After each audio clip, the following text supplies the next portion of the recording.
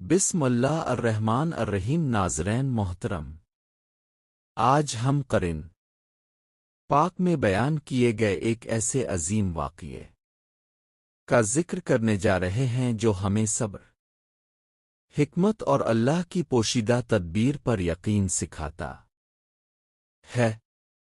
یہ واقعہ ہے حضرت موسیٰ علیہ السلام اور حضرت خضر علیہ السلام کا، جس کا ذکر سورت الکہف میں آیا ہے۔ حضرت موسیٰ علیہ السلام بنی اسرائیل کے عظیم نبی تھے۔ ایک دن اپنے فرمایا کہ زمین پر مجھ سے زیادہ علم والا کوئی نہیں۔ اللہ تعالیٰ کو یہ بات پسند نہ آئی، کیونکہ علم تو صرف اسی کی عطا ہے۔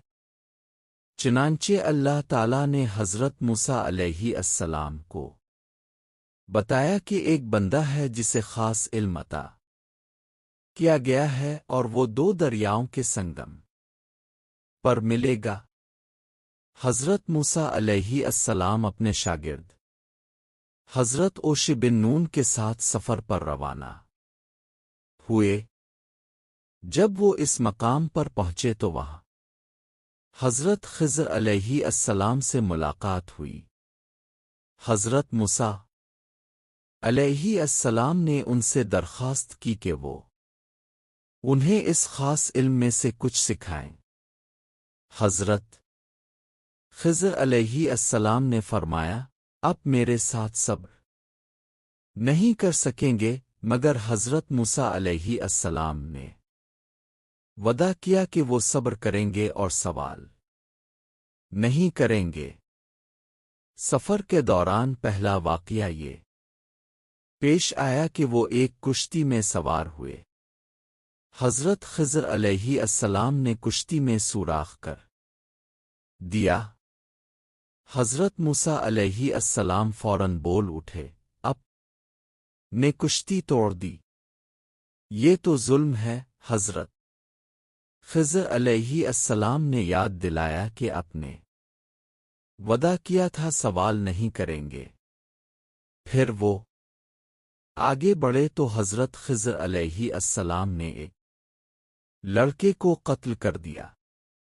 حضرت موسیٰ علیہ السلام بے اختیار کہہ اٹھے، اپنے ایک بے گناہ جان لے لی۔ حضرت خضر علیہ السلام نے دوبارہ صبر کی تلقین کی۔ تیسری بار وہ ایک بستی میں پہنچے جہاں لوگوں نے مہمان نوازی سے انکار کر دیا۔ وہاں ایک دیوار گرنے والی تھی۔ حضرت خضر علیہ السلام نے اسے سیدھا کر دیا۔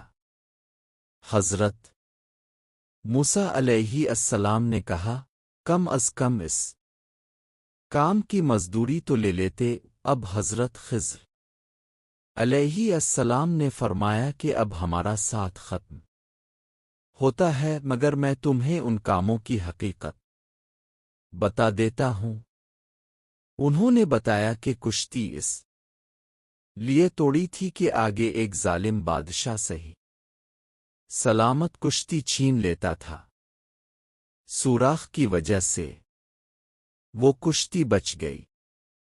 لڑکا اس لیے قتل کیا گیا کہ وہ بڑا ہو کر اپنے ماں باپ کو کفر اور گمراہی میں ڈال دیتا۔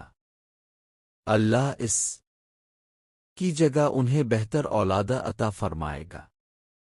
اور دیوار اس لیے سیدھی کی گئی کہ اس کے نیچے دو یتیم بچوں کا خزانہ تھا۔ ان کا باپ نیک آدمی تھا، اللہ چاہتا تھا کہ وہ خزانہ بچوں کے بالغ ہونے پر نکلے۔ ناظرین، اس واقعے سے ہمیں یہ سبق ملتا ہے کہ جو ہمیں بظاہر نقصان نظر آتا ہے، اس میں بھی اللہ کی بڑی حکمت ہوتی ہے۔ ہم صرف ظاہر دیکھتے ہیں، جبکہ اللہ انجام دیکھتا ہے۔ اللہ تعالی ہمیں صبر کرنے، اس کی تقدیر پر راضی رہنے اور اس کی حکمت پر کامل یقین رکھنے کی توفیق عطا فرمائے۔ آمین۔